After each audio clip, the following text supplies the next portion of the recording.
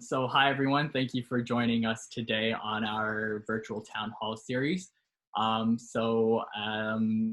just introduce myself. My name is Waleed. I am the VP of External on the Political Science Students Association. I'm also the co-host for today's town hall. Alongside with me is our Director of Marketing, Jordan. He will be my other co-host. So just to give a laydown of what we'll be talking about today, some of our topics we'll be talking about would be, we'll have some introductory questions of the MPP himself, just to get to know the MPP. We'll also be talking about education and policy making at the provincial level. We'll be talking about stage 3, transportation, and COVID-19 responses from the Ontario government. So now I have the honor of introducing the MPP himself for Scarborough-Rouge Park, Vijay Thanigasalam. So I'll give it to you to give a brief introduction. Thank you, Waleed, and thank you, the Political Student Association of UFT Scarborough, for having me here today in your virtual roundtable. Again, I'm very honored to be talk to my home university political science students. This is the first time I got elected, and this is the first time I ran. I came to Canada when I was at the age of 14. I started my high school in matter of short 7 days. I was new to the country, culture, education system, and so on. However, I got amazing teachers. I went to John Vanier Catholic Secondary School, right near Kennedy Station. I got amazing teachers and good friends. They pretty much taught me everything. In terms of the academic side, however, like every other immigrant family, I started working part-time jobs. Started as a convenience store guy, Tim Hortons customer service rep, worked at banquet halls, did dishwashing, you name it, I worked at, from like Best Buy, Cineplex. So that's how I started my journey in Canada. And then I have to say that I'm very, very grateful for Canada to welcome me with open arms. And that's why I'm very grateful that I want to always give back to Canada, especially Scarborough. That's where I came, I grew up, I went to high school, I worked. And that's one of the reasons that when I went to university, I did went to UFT Scarborough first year, and then I was not very a smart student, to be honest with you all. And then I had to choose between getting into business management or other program. So I really want to do business as my undergrad. So instead of switching the program at UFT Scarborough, I decided to switch the university to make sure I get the business degree. So I went to UIT, finished my business degree in finance major and marketing minor. That's how I started. But since I was in grade 12, this is the high school, I got involved into community organization.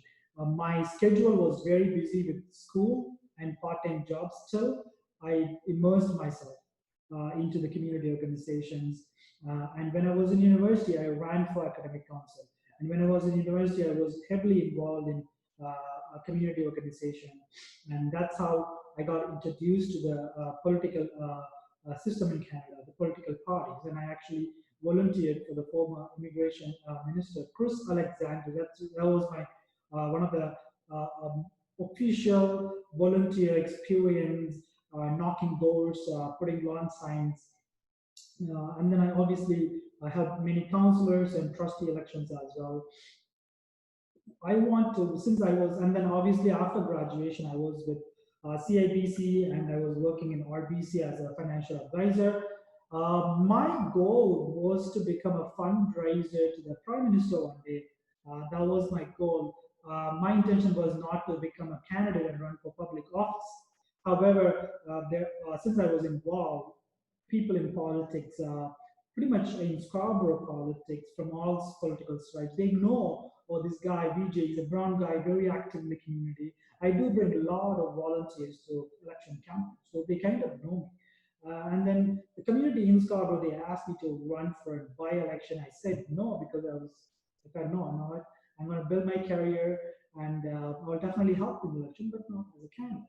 And then the same group of community leaders in Scarborough, they came back to me after 2 years asking for me to run for in a general election. And at that time, I spoke to my parents, friends, and then I took it as a challenge, and then rest is history. I ran for the nomination, and then won the nomination with the first ballot, and then election was very tough, and again won the election, and it's been 2 years as an MPP, and I'm very honored to work with Minister Caroline Mulrooney. She's our transportation minister. I'm very grateful to work as her parliamentary assistant because just being with her in all those stakeholders meeting, whether it's Metro Links or whether it's a TTC, whether it's trucking associations or anything, like you just learn a lot when you actually like next to a minister like her, and when she conduct a meeting or talk to people or how she makes decisions. There is no better way to learn how a minister would conduct a decision-making executive meeting than just by sitting next to them and taking notes and giving all I can to minister. So again, for a young guy like myself who immigrated to Canada at the age of 14 to be an MPP and PA to Minister of Transportation, it is definitely a good achievement for me. But for me, I always thought if I can become MPP, the people, one of you in this virtual Zoom call can become the Prime Minister of Canada one day, because when you put your mind and heart to it, and if you work hard, really, nothing is impossible. I think that's my short introduction, Waleed. Wow, thank you for that explanation of your introduction. That sounds like a great journey that you went through. So we can start off with our introductory question. So my question is, can you specifically describe the role of the parliamentary assistant to any cabinet minister? And you can use your Minister of Transportation position as context. Absolutely, Jordan. That's a important question because people know the constituency responsibility an MPP has, and also ministerial responsibility the minister has. But parliamentary assistant is actually a role that will fill the gaps for the ministerial role, whether it's a debate in the parliament. Minister can speak for 20 minutes, and then parliamentary assistant take the debate from there, and then take the debate for next 20 minutes or so on. As well as when it comes to stakeholders meeting, each ministry will formulate that parliamentary assistant role in different way. When it comes to MTO, Ministry of Transportation, for example, the best example I can give you, when the COVID hit, we are walking into the uncharted territory. So whether it's public transit, bus still has to run, we still have to pay for the gas, but less people getting in. And it's almost like a mini bus, but only like 5 people are there, but we still have to run the bus. Or truck drivers, they don't have a stop to use the washroom or get a dinner because everyone is closed in all the highways for 1 month. So pretty much Ministry of Transportation needs to function to keep the food in the shelves of all the supermarkets. So what the minister told me, the minister just called me the other day, and then she's like, you know what, we're gonna have stakeholders meeting every single week with all the stakeholders. And DJ, you're gonna moderate all the calls, and then I will answer the call, I will answer their questions, and then the staff will take notes, and then we'll solve every single problem weekly. So minister gave me a role during COVID as a moderator when it comes to stakeholders meeting. But prior to COVID, Jordan, my role was also sit with the minister and then listen to the stakeholders' problems and issues, and we try to solve them. But when COVID comes, I'm the moderator just to make sure that we are making sure they're asking like 2 questions each stakeholders, and I give time to minister to like you know how Waleed and you are doing it. So pretty much totally we can tailor that position to whichever they want. But Minister Mulrooney actually very generous enough to even um, ask me to introduce a new program for entire Ontario. Usually parliamentary assistant, they don't do that. So when we launched the e-scooter, the electronic motor scooter, the first time when we launched in Ontario, it's like a 5-year pilot program where we let municipalities like City of Toronto or Waterloo Region, they can pass their own bylaw to either opt in or ban the e-scooters on the sideways. So instead of Minister Mulroney introduced that program, Minister was generous enough to ask me to do the launch in front of the media. So those were like very good moments. So pretty much it's from a ministerial responsibility that I share in the parliament, in the house itself, as well as stakeholders. I can either play, I can stay with the minister and listen to the issues, or I can play a moderate role when it comes to like um, um, for example, you go talk to stakeholders outside GTA. For example, like we are in Scarborough, but when it comes to Ministry of Transportation, it's a vast, huge transportation. For example, we have to go to Northern Ontario, like Sault Ste. Marie, Kapuskasing, Sudbury, North Bay. So what I do is Minister asked me for like a 2 weeks of my time period just to visit North. So prior to COVID, for last week of January, I flew to Thunder Bay, and from Thunder Bay, I pretty much represent the entire ministry and Minister Mulroney. And then from Thunder Bay, we drove 4 days on the road. Wow. And we started at Thunder Bay and we finished at North Bay. 4 days on the road, met every single mayor, councillor on the way, and also to see how the highway maintenance is happening on the highways in Northern Ontario. Because in 401, if there's a snowstorm, matter of within 8 hours or 6 hours, they will make the payment back to normal, their payment. They will put the salt, they will do that. But in the Northern Ontario, we got a lot of issues saying that, oh, they won't clear the snow for like longer time. So minister said, Vijay, why don't you go see how exactly it's been done there directly? And then I took the project. I started driving with two of my staffs. We flew there, and then to Thunder Bay, and we took rental for 4 days. So like it could be range from anything, but pretty much you are there when minister needs your help.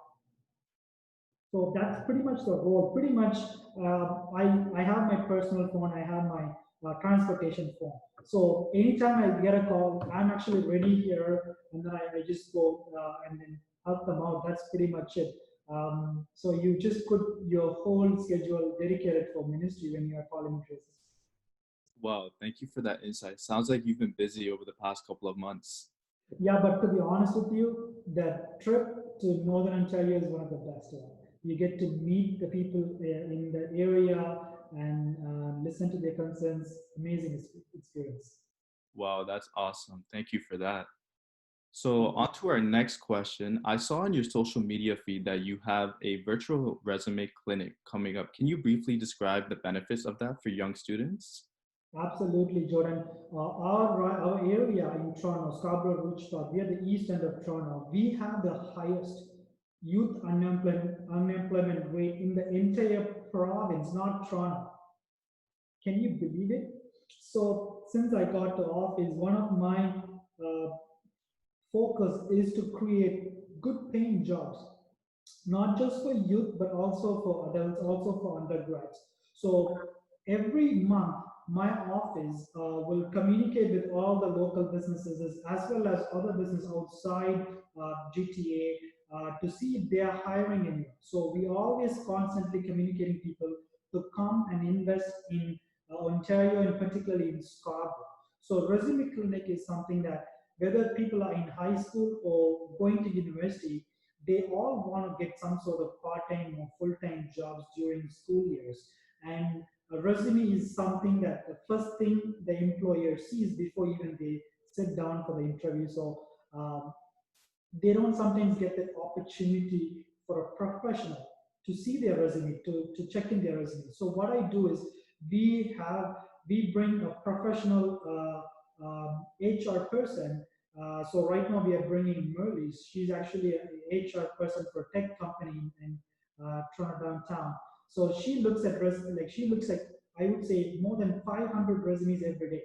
So she knows exactly what should be in the resume. So we bring her and then we let her do a presentation to young folks in our area which is the highest unemployment rate, to look at their and to learn how to write their resumes, to learn how to edit the resumes, learn what are things to put in the resumes. That's one aspect of my focus of jobs. Other focus is to bring companies to do a virtual info session or virtual job fair. Last month we did uh, virtual info session with Amazon. They're opening up a new Scarborough facility. They're hiring 600 full-time jobs, and also they're hiring a lot of other jobs. And so we brought them and we put it on social media. Nowadays, everyone checks social media from like LinkedIn to Instagram, and we got a lot of positive feedback that people actually start getting jobs in Scarborough Amazon facility. So that's such a great news for my team and I. And Resume Clinic is part of it. Uh, Next month, I'm looking to do a more rigorous resume training program for young folks in high school, university. Just my way of giving back to my constituent, especially young folks, to make sure they have all the competitive edge to compete in the economy. Well, thank you for that. That virtual resume clinic is going to be huge for young students. I'm going to make sure that we share it on our social media so our political science students can see it as well. So thank you for that. What support is the Ontario government providing for university students for the fall? So when the COVID hit, all the university has to take uh, the program to online, and that's going to cost each and every university and colleges more than what they've been paying for these for the professors and for the courses. So there's a budget that Ontario allocated for all the universities and colleges for people to take the online course, because online courses are not part of the fees that people been paying, and especially during COVID, since everything became online, Ontario government allocated those fundings to make sure every single student have the opportunity to take that courses without them paying more fees on top of what they've been already paying. So that's one of the move Minister Ross Romano took right in the beginning of COVID. This happened in the beginning of March. So UFT Scarborough also got that money for every single student to do online courses, because there's a dollar amount for every hour they have to pay extra. So every hour you do an online course, for each individual student you have to pay extra. University has to pay extra. So Ontario government is investing to make sure they cover that cost. So that's the main investment that we provided at this point. And when it comes to the university's funding, it is also coming from federal government. And during COVID time, federal, provincial, local governments, all the governments are working in collaboration. I don't know whether if you look at the recent announcement, we just announced the 2 billion program for the safety reset or safety transportation to universities and communities and daycares and all sort of things. 1 billion come from provincial and 1 billion coming from federal government. So everything right now during COVID is happening in collaborative way. And Minister Romano is still working to see how we're going to help all the universities and colleges and post-secondary students starting September. Thank you for that. Yeah, it's definitely been a struggle for young students out of COVID, and it's great to see that all levels of government were collaborating. That was very important for us. I am very happy that even when it comes to transportation, I think Walid mentioned that transportation is also the big topic. When it comes to transportation, I think you guys already know this. I just want to highlight this because I'm part of the Ministry of Transportation. You know, after 30 years, I'm sure you all folks younger than 30, after 30 years, all the three levels of government actually working together to build new subways in GTA, including Ontario line. There is a brand new line going from Science Center all the way to the Ontario Place, and Young North Subway, Eglinton West Subway, and also Scarborough three-stop subway. So what's the new trend here is that regardless of the political stripes, regardless of councillor, MPP or MP, we, COVID has taught us, unless we don't work together, there is no way we're going to solve any problem at this moment, because these are uncharted territory. So uh, all the three governments together, we are putting like $28.5 billion just to build these subways. And these subways are not just subways, they're going to come with their own a unique community called transit-oriented communities. So pretty much on top of subways, if you look at Kennedy Station, I'm sure everyone has been there to Kennedy Station, but the new subways that they're building is not just subways, we are building a community on top of it, whether it's a daycare, whether it's a clinic, or whether it's a residential or affordable housing.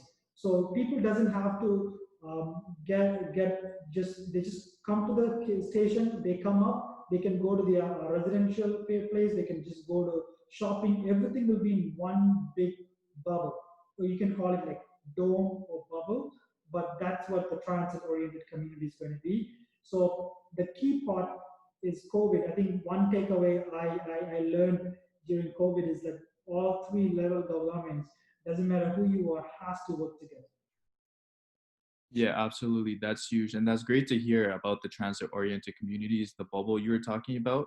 That's so great for like just like mixed use development in our dense GTA, right? So that's great. Now on to our next question. So in April of 2019, you introduced a private members bill, Bill 104, Tamil Genocide Education Week Act. Can you briefly describe your vision for this act? Absolutely. I personally, a survivor of this Tamil genocide, I saw bombs and bullets in the village I was born, and that's where it was one of the hard hit area back home. So the vision of Bill 104 Tamil Genocide Education Week Act is there are many genocides took place in our history, and there are many genocides came to the International Criminal Court and got the justice. And my goal is to make sure that through this bill, I want to educate our next generation that this kind of genocide should never happen again. In not just in not just in Canada or North America, like any part of the world. So to do that, like Nelson Mandela said, education is the powerful tool to change the world. So that's why I brought this education bill in the spirit of education, in the spirit of educating our next generation, to make sure people learn the history to not to repeat it. And if you don't learn the history, and history has shown itself that it repeats. So that's one of the reasons. And the 2009, in May 2009, almost like 10 years ago, almost more than 147,000 people either killed or abducted or unaccounted for. Still, there is no way to find where these 147,000 people are. And there are a lot of satellite images, UN reports, channel for British media, channel for documentary, and bishops' reports back in Sri Lanka. Everything is indicating, and the UN personnel who were in the zone during that time, they also mentioned it is a full-fledged genocide that took place in Sri Lanka by the Sri Lankan state in 2009, because this is a 21st century incident. This incident has many pictures, it has many videos, it has many witnesses, and these people who experience this most traumatic experience, they're still alive, not just in Sri Lanka but also in our neighborhood. Probably they are probably at your Scarborough. I just want to make sure I bring light to that area. And there are a lot of voiceless people across the world. And Canada has always been a leader, standing up against human rights violation, rule of law, democracy. So in the spirit of Canadian values, I just want to make sure that I bring this whole 21st century's most horrific genocide in the education life, to make sure never, never such thing happen again, not just in Sri Lanka, across the world. Yes, that's absolutely right. And the education part is huge. Like I remember in 2009 when my father took me to the protest, like I didn't really know where we were protesting at the time because I was so young. But just off of like other youth in the Tamil community, just learning from them, like there definitely needs to be more education about this genocide. And it's great to yeah, and it's great to Yeah. see that. It's great to see that. Yeah, go ahead. No, like my apologies to cut you off, Jordan. I'll actually start after you finish your thought. I don't want to cut you off. I was just going to say that it's great to see that there's other elected officials supporting the passage of this bill, like Andrew Horwath and Garantan Singh also supporting it. So that's great. I'm very grateful. All the parties, political parties, tribes, they stood up on that day, second reading. They supported this bill from my caucus, Conservative Party, to NDP, to Liberal. They all stood in support. In fact, the point I just want to bring today, this week is actually an important week for the Tamil community. 1983, there was an anti-Tamil state-sponsored program took place where the mob, the Sri Lankan state-sponsored mob, they had a voters list in their hands, and they identified the Tamil people, and they brought them to the street, and they put set fire on them. They killed them, and they raped the woman, and they killed almost 3,000 Tamil people in a matter of a week, and they burnt their businesses, and that's and we call that a Black July, 1983. And today, July 29th is the last day of the dark chapters and the beginning, the dark chapters of a genocide that took place in Sri Lanka by the Sri Lankan state. So, and today is it is the last day of the week, and you brought that topic and question. I just want to like thank you for asking that question because it means a lot to me and the entire Tamil community, over 350,000 Tamils living here. It means a lot to them. Thank you. No worries, and thank you for also like creating that private members bill. Like that's so great. Like because we do need education in this so that history like this can never be repeated again. So can you briefly describe the process of creating that private members bill and what will it take to see it receive passage and receive royal assent? Exactly. Well, thank you for asking that question. That's something I learned after I got elected. So there are public bills are introduced by ministers, and private members' bills are introduced by caucus MPPs, caucus members. So you can choose your own interest or topic or what's most important in your writing or what you're very passionate about. I'm sure every one of you have your passion. You want to maybe one day when you become an MP or prime minister, you want to fight for, you want to champion that one thing or a couple of things. So as an MPP, when we are not ministers, so we want to make sure we bring our passionate topic or something very, very big in the writing to make it as a private member's bill. So first thing, you draft your proposal and submit to a committee, a legislative standing committee of Ontario. We submit there, or we submit to a house leader just for their suggestions, and they give suggestions whether to see whether is there any other people who have already done this topic or what is the history of this topic. They will give a lot of suggestions. From there, that's like a first stage, and stage two is that if you get the approval from the government or your house leader, you can bring it to your legislative club, and then you let the legislative club know that, hey, you know what, I want to pass this, I want to bring this table this bill. So they will give a date. So once they give a date, you do the first tabling process. Is a tabling process like a minute or 1.5 minute introduction. You do a small briefing of what you want to talk about in this bill. And then second reading is that you have a 12-minute speech and you give 12 minutes time to the government side to debate and 12 minutes to the opposition side to debate and a few minutes to the independent people to debate. And then all the elected members get to vote on the bill. And the third process is the committee that once you pass the second reading, it will be referred to one of those committees, and then committee will take this forward, and then they will have a lot of stakeholders from the community or people who has any objections to the bill. They will come forward and they will present their objection or support to this committee, and that passed, it will be called to the third reading. And third reading is again a third final debate between government side and opposition side. And then if if the bill get majority vote, then it will go to the royal assent. And once the bill get the royal assent, it will pass as a law in Ontario for the years and generations to come. In Canada and in the world, only 2% of the private members bill pass all the three levels and becomes a law. That's a worldwide thing that's been going on. My bill, private members bill, is in committee stage, so I passed second reading unanimously. All the parties supported it.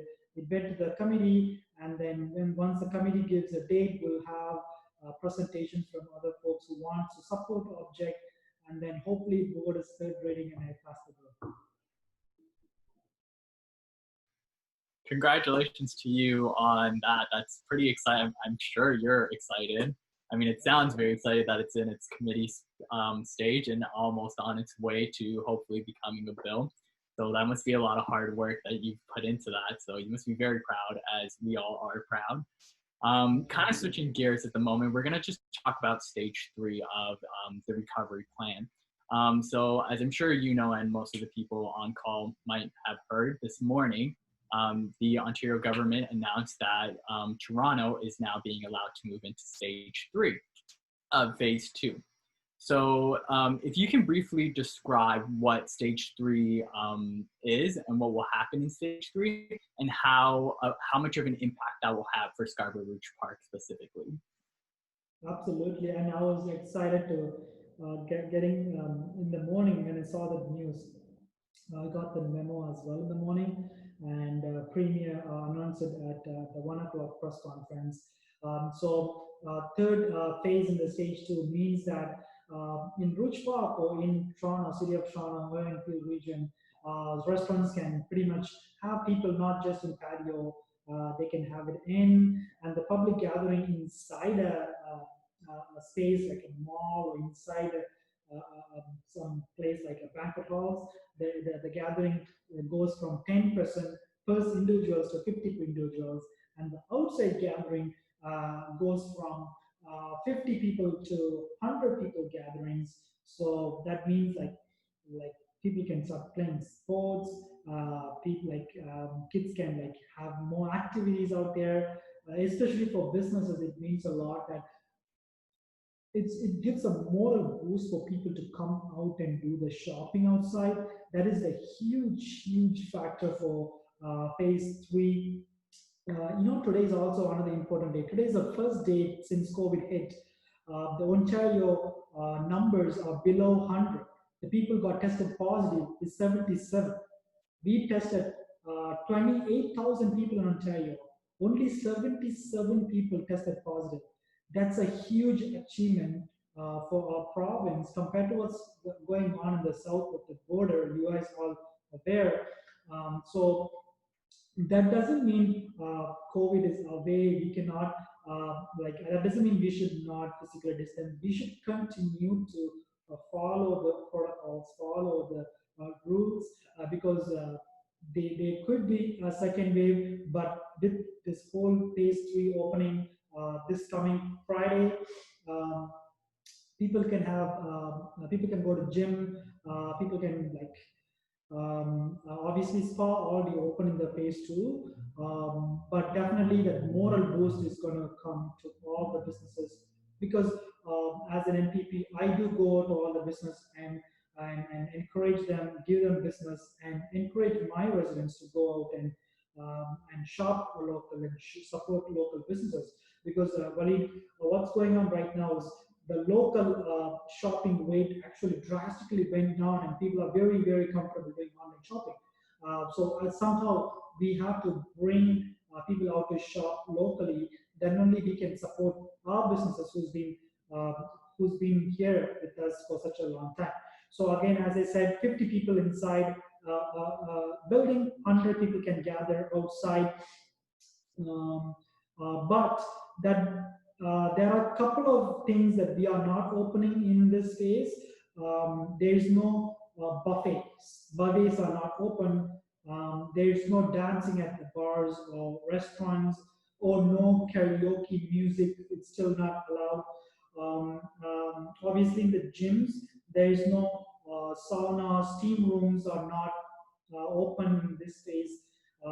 And casting the uh, table games like anything to do with like the poker games, in casinos, they are not open because we feel like that's very close to each other, and we don't want to have um, other stuff. Again, we are following all these rules based on what COVID command table and Dr. David Williams, what's their advice. That's our premier and all the ministers we are following. But however, um, probably in a week or two, we'll have more announcement regarding what we're going to do in September for schools. That is a huge question that I'm sure either you guys may have, but all the parents that I meet during my walk, during I go talk to people, that's a huge thing. And I'm getting information that probably this week, in a day or two, or maybe tomorrow, maybe Ministry of Education will come out and talk about the next steps of education, especially high school, elementary school education steps. Yeah, thank you for that. I'm really happy you touched on a lot of different aspects to that. I know this, as you move into stage 3, a lot of small businesses, local businesses will see this as a win because they're able to get back into what they're kind of used to. And as you were mentioning, the announcements from the education minister should be coming out, from what I'm hearing, sometime this week, maybe. So I know I'm ready, and I want to hear what that's going to look like, just because I have a lot of friends who are still in high school, still going through that process. So I'm interested to see what's going to happen there.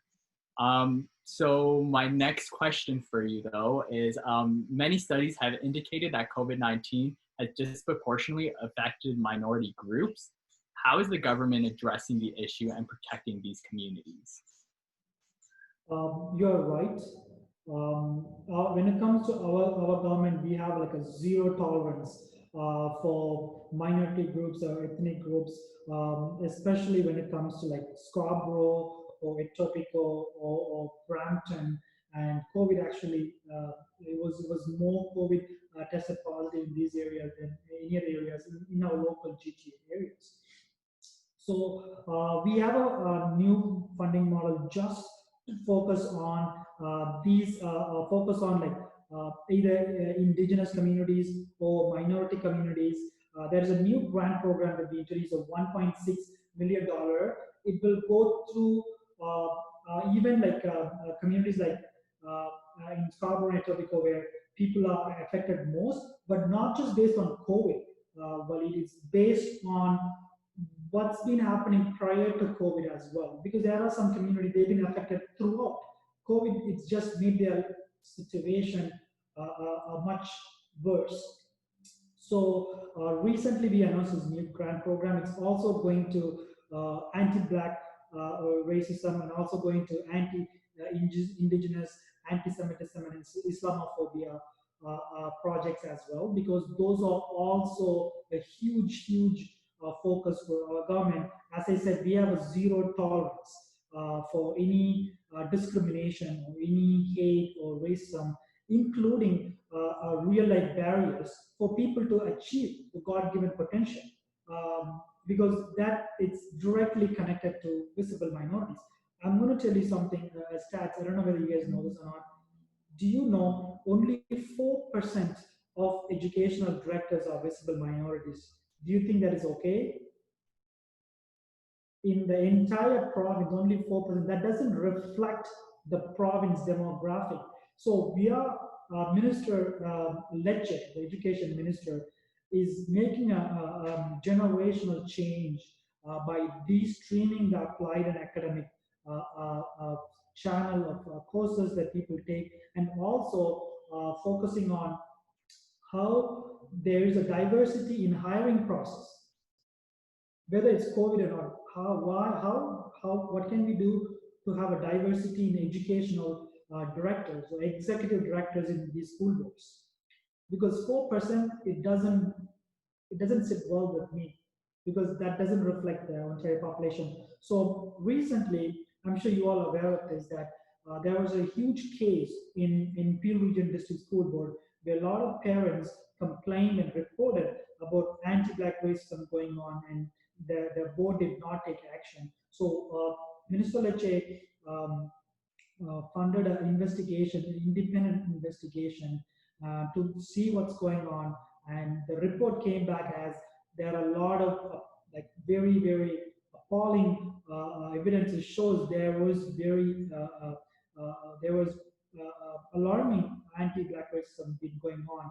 And obviously, he took action right away. He fired the education director, and then now focusing on having new education director in the Peel region. And like he minister spoke to me personally, and he's speaking to all the MPPs to get our feedback on what's happening in our area. So I gave my feedback on what's going on in Scarborough as a whole, in Scarborough-Rouge Park, and before September comes, fingers crossed, before September comes, minister's going to come out and talk about how we're going to bring diversity in every layers of education. And as I mentioned, our government already giving the new grant for community minority groups. 2 weeks ago, I personally came to Malvern Community Center, where Malvern is, where Taibu is. We announced a new funding model for organization called Girl Power. So this is an organization for black girls from age 12 to 16. They do leadership program through hip hop and dance and music, and they teach leadership skills through these avenues. So our government came forward to fund them almost $500,000 for 48 months to make sure this program become a professional institution program, to make sure the kids in the east end of Toronto also get the funding. So come September comes, I'm going to do a similar announcement for another Scarborough-based minority group. They're going to get $250,000 funding for their. These are all not for profit, already functioning in our neighborhood, but they never got funding from any levels of government. But our government is finding out who are the organizations doing a great job and bringing the youth or bringing the community. So we are funding those. So by doing that, we are actually enabling them and empowering them to be being a leader in their own unique ways, in their own communities. That's absolutely phenomenal. Those are some wonderful initiatives that your government is taking on that I did not know about. So thank you for sharing all that. I know I'm going to look into that a little bit more and see what the impact's going to be like. Super excited to hear all that. My next question for you, and you did mention a little bit about transportation at the start. And so, as you know, and I'm sure others know, there's been a decline of ridership at the start of COVID-19. Most people stopped going to work at their actual workplace. We started moving to working at home. So there was really no need to go out and use transportation. Now that we're kind of getting back into somewhat of a normal and we're approaching that streamline and we're moving into stage 3, are you seeing that there's people using transportation more? And what are the challenges for public transportation as we come out of as we come into stage 3? I see there's a gradual growth in the where commuters started using public transit. However, we need to bring confidence in using public transit. Um, how we can do it's that's a big question. Not many people has answer, including myself. However, along with Minister Malroney and Associate Minister King Aswarma, what we are doing is we're working with all the public transit associations and their stakeholders to see how we can work with them to compensate the decrease in fare revenue, compensate to have disinfection cleaning every time the bus starts from the station, because every day, every trip, we have to clean that bus throughout. So the new $2 billion that we are investing in partner with our federal counterparts, um, the majority of that is going to go to obviously TTC and all other. We're going to give it to other stakeholders as well, but mainly TTC, because TTC is huge in GTA. So we're going to work with these stakeholders to make sure we compensate the big revenue that went down, and also to make sure they are very clean every trip they make, and also to see how we can bring confidence. So in terms of confidence piece, we are still working on it to bring people to start using the public transit. That is a collective responsibility that Premier Ford is working on, and I personally also talk to people locally. But again, it will take some time, because there are a lot of stats saying people are not ready to go to or take public transit so much. So these numbers are saying that we really have to demonstrate the safety protocols and all these things. But until that, somehow all the agencies like TTC or Metrolink, like Go, they all losing revenue. So the $2 billion that it will fuel some compensation to these agencies to make sure they stay there and continue their services. Because one thing that we have to remember, we cannot really reduce the number of buses that goes through the lane, because that will make people wait longer in their bus stops. So we really have to. Um, it is a very hard thing to do. Since I sit on all the transportation meetings with the Minister Malroney, I do know how hard the public transportation agencies and Canadian urban transit agencies are working. Again, it's a collaboration between them and Mayor John Tory and Premier Ford and Prime Minister Trudeau. It's a collaborative effort. We are trying to have an innovative way that we can run this. But imagine there's a bus going and there's only like 5 or 4 people in the bus. It's almost like a minivan, but we are still paying for the full gas and full service, and obviously disinfection, the cleaning part of it as well, right? So it is a slippery slope, but hopefully people start using the public transit more, and we have to do our part to bring that confidence to make sure. I think starting September, we can definitely see that transition. Hopefully, it will be okay way to transition into school term in September.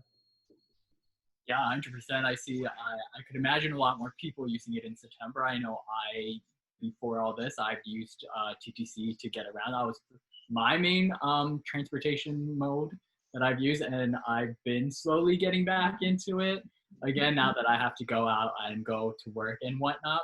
But this was a great segue into our next topic, which is transportation, which I'm sure as parliamentary assistant, this is kind of your wheelhouse. So I'm sure we're going to have some great discussions around this topic. And my next question, I know you kind of touched upon it a little bit beforehand when you were talking about the parliamentary assistant role.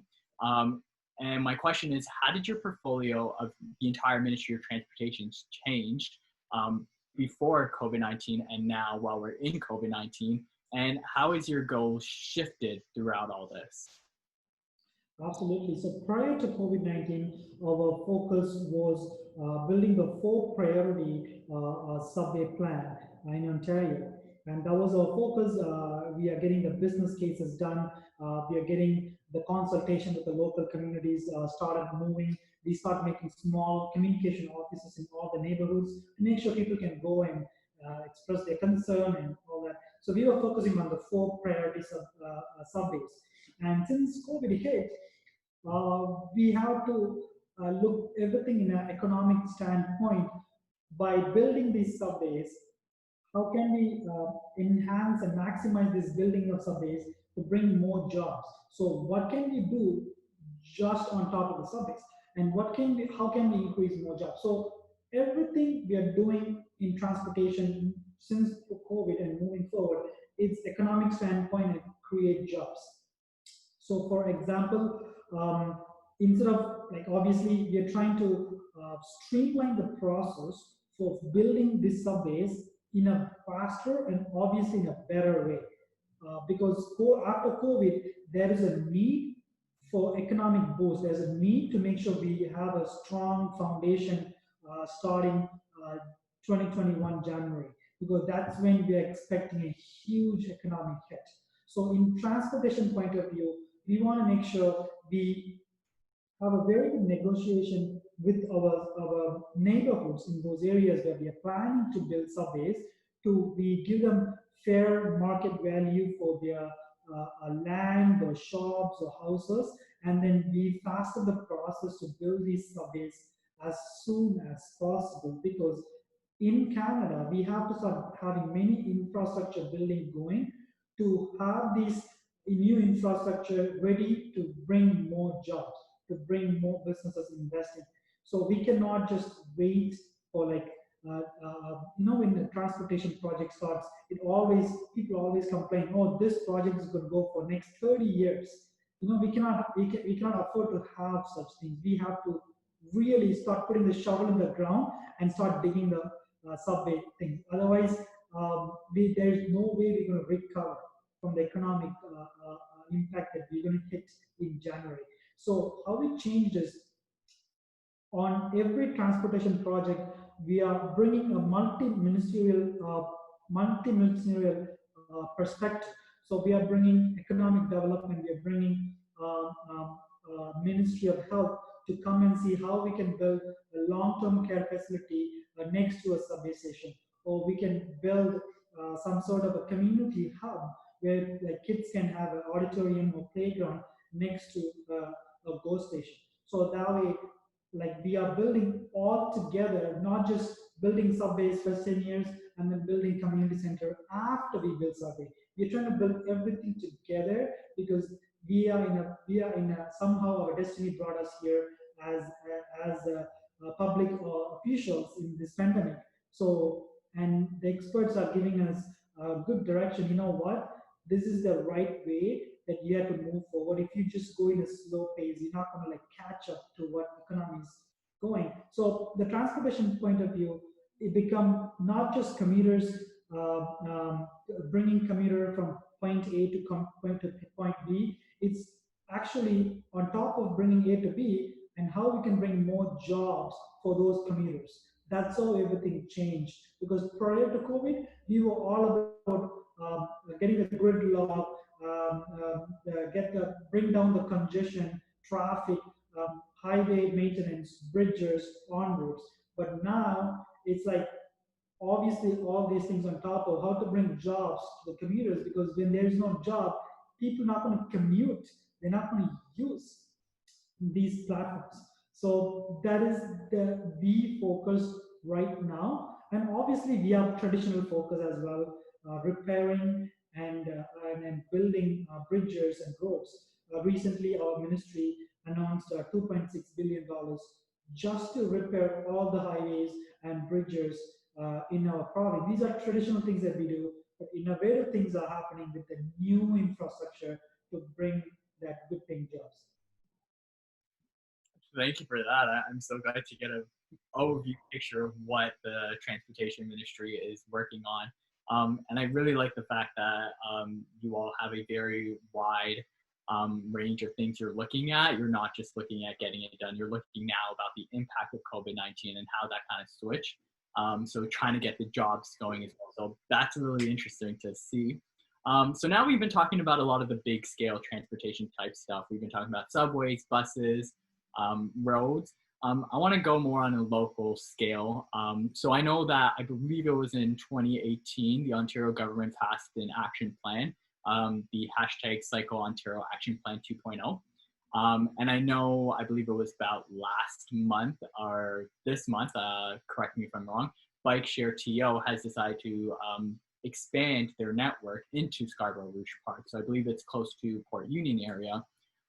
So how has the Cycle Ontario Action Plan helped with that expansion of Bike Share TO? Or are you looking into expanding that on your side as a Scarborough-Rouge Park MPP into more areas of Scarborough-Rouge Park? So that is more of a city of Toronto focus. However, right now there is a new project that we are focusing on. City of Toronto is focusing on, and obviously the federal and obviously our government needs to partner up. It's a Meadoway where the cycle or bike share program that starts from downtown Toronto and go all the way into Rouge Park. And again, this is more of a City of Toronto project, but I don't have a lot of information on it. But all I know is like doesn't matter it's a bike share program or Actitio, John Tory and Premium Ford, they are in the same page. When it comes to as a local MPP, I'm working with MP Gary and also Councillor McKelvey to make sure that we accommodate what residents are asking for when it comes to being active TO or bike share program. We do have a very good Rouge Beach.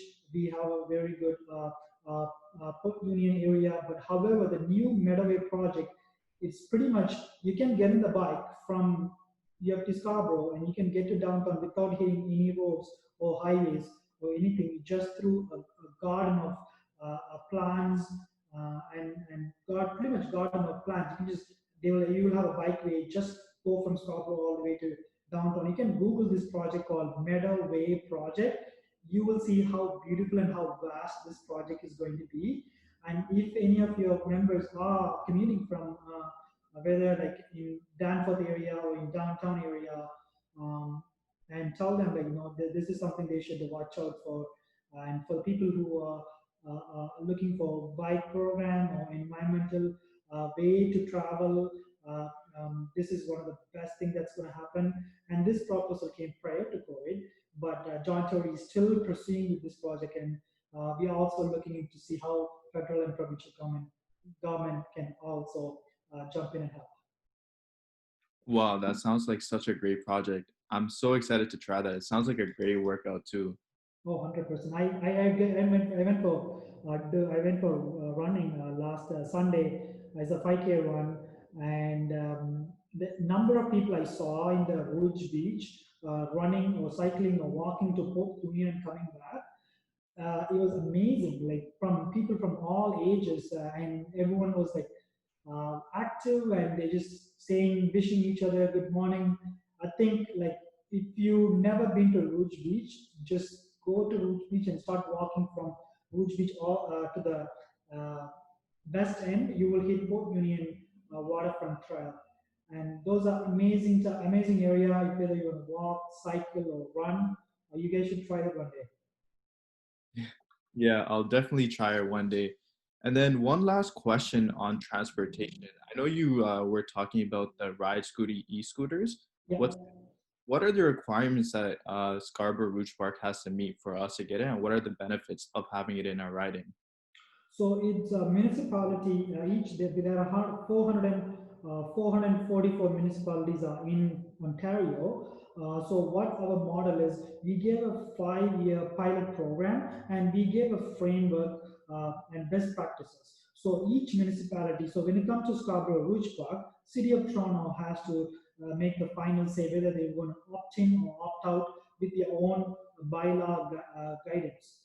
And then recently, City of Toronto came forward that they're going to do more study for next 1 year until 2021 because they have some issues with safety concerns. They have some issue with those sidewalk safety concerns, so they're going to do more study.